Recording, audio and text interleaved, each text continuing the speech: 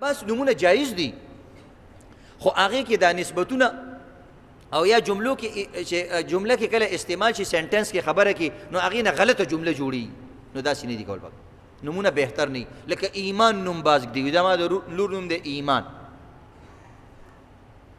نو ایمان نوم جایز دی ځکه د دې معنی صحیح ده ایمان او تصدیق او یقین نوم یې صحیح معنی اعتبار سره صحیح ده حرام نه دی ناروا نه دی خو بهتر نه دی ځکه کله نه کله خلکو یې ایمان څه شو او ایمان نشته مسلمان ته ایمان نشته الکه هغه ایمان پکې نه دی راغلی او ایمان خو پکې د سره ښکاري نه د جملې دا سوچ وکړئ نو دا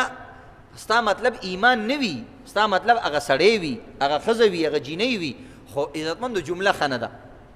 دعا نوم بعض کلک دی نو جایز دی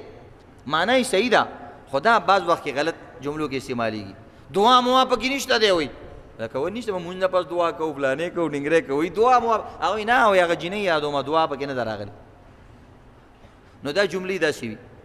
آزان نوم بعضې خلک دي نو ډېر ښایسته نوم دی ښه نوم دی جایز نوم هم دی معنی هم صحیح ده خو عزتمندو دا غلطو جملو کې استعمالیږي نبي اسلام داسې نومونه بعض وخت کې بدل کړي دي نو چېرته ټول عمر کې به اذان نه وي ورکړی چې تپوس کې اذان درځي نه جي اذان خو نه راځي نو ستا خو ظالمه نوم هم اذان دی که نه نو خلک وایي هلکه اذان نشته اذان به راولي اذان پکې رانولي بلکل ګورې لکه اذان وګوره دا جملې غلطه کې استعمالي مکمل دغه څیز نفي کېږي نو دې وجې نه داسې نومونه کوشش کول پکار دي چې علماو سره مشوره کول پکار دي